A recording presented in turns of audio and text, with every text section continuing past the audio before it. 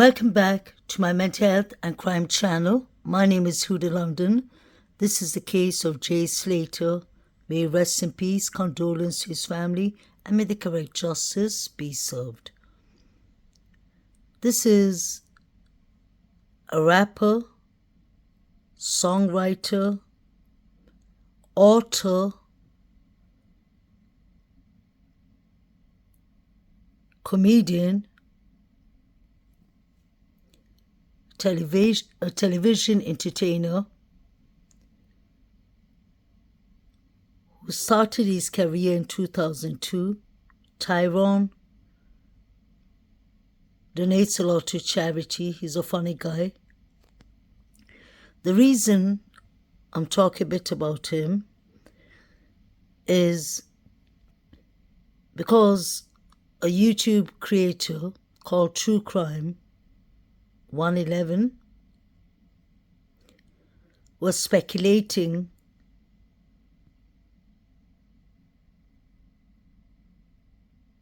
that Tyrone allegedly had a boat party in Tenerife the days Jay was missing. And I understand we all are trying to seek for answers and justice for Jay, but that does not mean we have to cross boundaries. We need to be mindful, respectful, and remember, we can't destroy people's reputation or blame them because just the fact that she brought this man into the picture, who's a well-known rapper in the UK, his youngest child, his godfather, is the famous rapper Ed Sheeran. They're best friends since they were 16 years old. Why would he be involved in the mix of Jay Slater? Just because there was a VIP guest that Ayub mentioned doesn't mean that it's him. The connections that True Crime 111 is pointing out has actually it doesn't hold water. It doesn't stick. This is a famous rapper who has nothing to do with Jay Slater's mix, who's worth a couple of millions,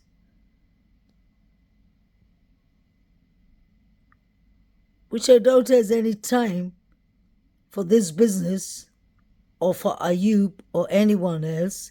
It's all right that people talk about Ayub and Rocky because they were the last people to see Jay alive. But when we start accusing random people who are married and have children and are rappers, songwriters, entertainers, he has a lot of talent, this young man. He's funny. So for us to bring speculations and pretend that it's facts, and this is not the first case. True Crime 11 stick to the facts, or 111. You did the same thing with the Ida Moscow case. You're not sticking to the facts and it makes it difficult for us to debunk. I have many people in the comment channel that come from your channel and ask me if this and that is true, which it isn't. Please follow Moscow Ida's website to get your answers.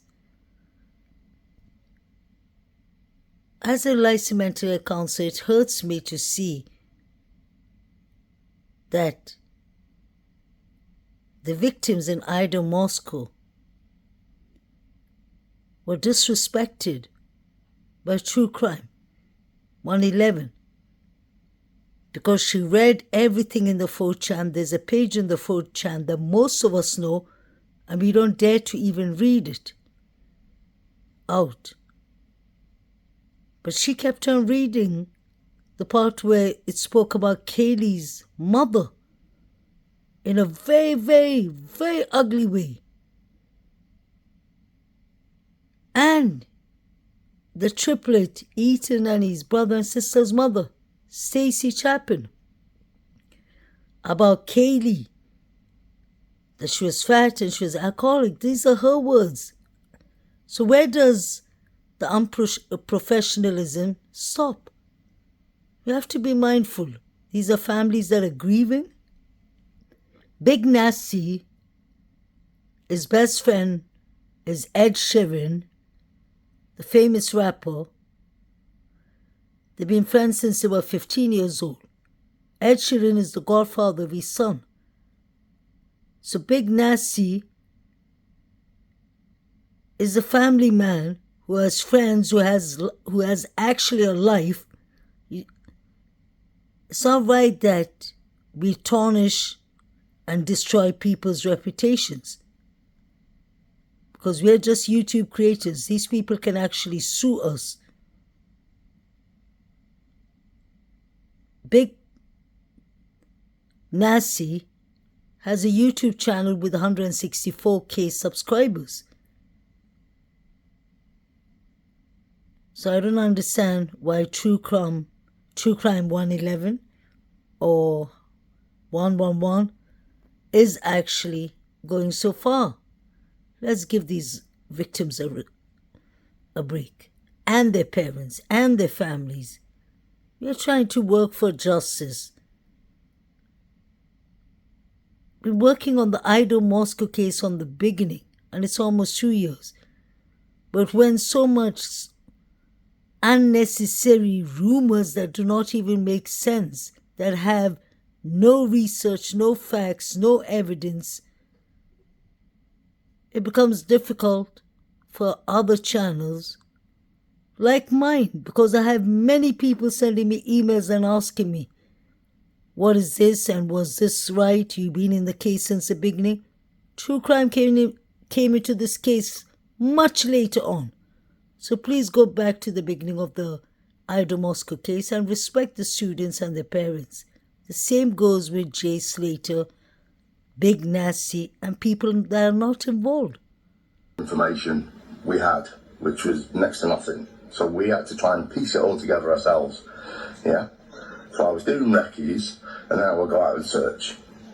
I was doing that in my spare time because I run a business, I'm a family man, I've got a family, I've got responsibilities, so I couldn't be up there every day searching, yeah? So I was giving up my free time to go and try and help when I could. Plus, the Guardia Civil asked for help. The Guardia Civil offered specialist help from the UK. This is the truth. They were offered specialist help from the UK and they refused it. So I was contacted by Luggy and his team, and there's some special people, and it's not for me to say. If Luggy wants to say or mention the people in question, that's up to him, nothing to do with me. But they contacted me because they could see my intention was good, I've got integrity, they checked my background, and they contacted me, yeah?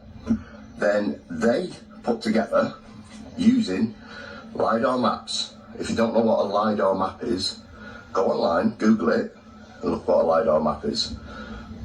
The head of the search for the Guardia Civil said they didn't search certain parts of the mountain up there because they didn't believe Jay could have got there, because it's that difficult. It's not on the hiker trail. It's off track, completely off track. And they said they didn't search those areas because they didn't believe Jay was there. Now that is definitely a problem. When the police is saying that we're not going to check certain places because Jay couldn't have ended up there, they just wasted time. We don't know if Jay could have been saved if they found him earlier. But why wasn't the police and the mountain climbers searching each and every area, besides the fact that they were harsh terrains? It seems like from the very beginning, the Spanish police never took this case serious, honestly. Whether it's due to the criminal organizations that work in Tenerife, and we've heard of corrupt police there, or whether it is out of pride that they refuse the British Special Unit Police to come and help them find Jay, which could have gone much quicker. This doesn't make sense. Completely off track. And they said they didn't search those areas because they didn't believe Jay was there. What Lucky and his team did is use LiDAR maps and an expert in how to track people. Yeah, they contacted me. They showed me their plan because of what I'd already been doing. And when I saw their plan, I was like, oh my God, I'm in. I'll help you. I'll go back up there and I'll search. They said to me, Chris, all you got to do is you can go through with the plan all the way through. But I didn't want to find Jay. I didn't want to have to see Jay. Had they been right, which they were. Yeah. I do understand that Chris didn't want to find Jay unalived or deceased. But what doesn't make sense is I thought he was a military man. If any of my viewers or subscribers have served in the military, please let me know in a situation like that. Would you say that you want to search for Jay, but you don't want to find him because of the state you'll find him in? That doesn't sound right, because military men see things and